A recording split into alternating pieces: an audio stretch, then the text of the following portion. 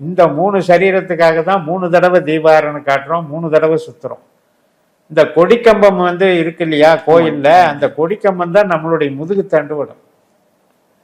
அந்த முதுகு தண்டுவடத்துக்கு முன்னால நின்று தான் நம்ம காம குரோத ஆசைகளை எல்லாம் பலியிட்டு விட்டு உள்ள போறோம்.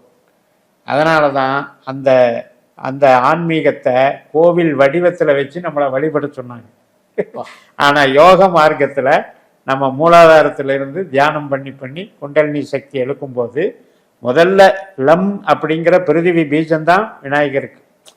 விநாயகரை உருவகப்படுத்தி அந்த மூலாதாரத்தை நீங்க நினைச்சுக்கிட்டே இருந்தீங்கன்னா வேற ஒன்றும் இல்லை. நம்ம வந்து இந்த நம்மளுடைய அடிப்பாகம் இருக்கு இல்லையா, மோஷன் போகிற இடத்துக்கு ஒரு 2 அங்குலம் கீழே ஒரு 4 இதழ் தாமரையாக திருமூலர் வர்ணிக்கிறாரு. நம்ம பதஞ்சலி யோக சூத்ராவிலையும் இருக்கு. 4 இதழ் தாமரை 4 வேதங்களை குறிக்குது. அந்த 4 இதழ் தாமரைக்குள்ள ஒரு ஜோதியில நம்ம விநாயகரை நினைச்சு நம்ம அப்படியே லயிச்சோம்னா போதும். அதுதான் குண்டலினி எழும்புற இடம். ஞானகாரகன் நம்மளை வழி நடத்துகிற இடம். அதுக்கப்புறம் சுவாதிஷ்டானம் இருக்கு, அது சுவாதி நட்சத்திரம். அதுக்கப்புறம் மணிபூரகம் இருக்கு, அது பூர நட்சத்திரம். அதுக்கப்புறம் அநாகதம் இருக்கு, திருவாதிரை நட்சத்திரம். அதுக்கப்புறம் விசுத்தி இருக்குது, அஸ்வினி நட்சத்திரம். அதுக்கப்புறம் ஆக்ஞேயம் சதய நட்சத்திரத்துக்கு வரும்போது சகசிரார பத்மம், 100 இதழ் தாமரை 1000 இதழ் தாமரை ஆயிரும். ஸோ இப்படி நட்சத்திரங்களுக்குள்ளேயே ஜோதிடம் இருக்கிறதுனால தான் இந்த குண்டலினி சக்தியை அங்கே எழுப்புறோம். இப்ப கேது என்பவர் ஞானகாரகனா, அதனால விநாயகருக்கு நம்ம கேதுவை கும்பிடுறோம். ஆனால் புதனும் அதுக்கு ஒரு அறிகுறி. ஜோதிடத்துல வந்து புத்திங்கிறது புதன் தானே, அறிவை கொடுக்கிறார் இல்லையா. அப்ப அந்த புதனுடைய வடிவமாகவும் நமக்கு விநாயகர் அருளுகிறார்.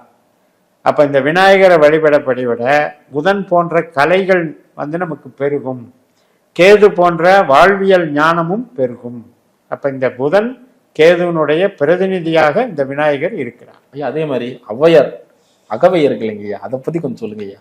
ஔவையார் அகவல், விநாயகர் அகவல் அப்படிங்கிறது வந்து விநாயகரை பற்றிய முழு ஒரு யோக ரீதியான விளக்கம். இப்ப அந்த நிறைய பேர் படிப்பாங்க, நிறைய அதை வந்து மனப்பாடம் பண்ணுவாங்க, சிடியில கேட்குறாங்க. அது சீதக்கலப செந்தாமரை பூன்னு தொடங்கக்கூடிய பாட்டு. அந்த விநாயகர் அகவலை நாம் வந்து பொருள்பட தெரிஞ்சுக்கிட்டோம் அப்படின்னா விநாயகரனுடைய அருள் நமக்கு ஞானமும் கொடுக்கும். நம்ம வந்து ஞானியாகவும் நாம் வாழ்வாங்க வாழ்ந்து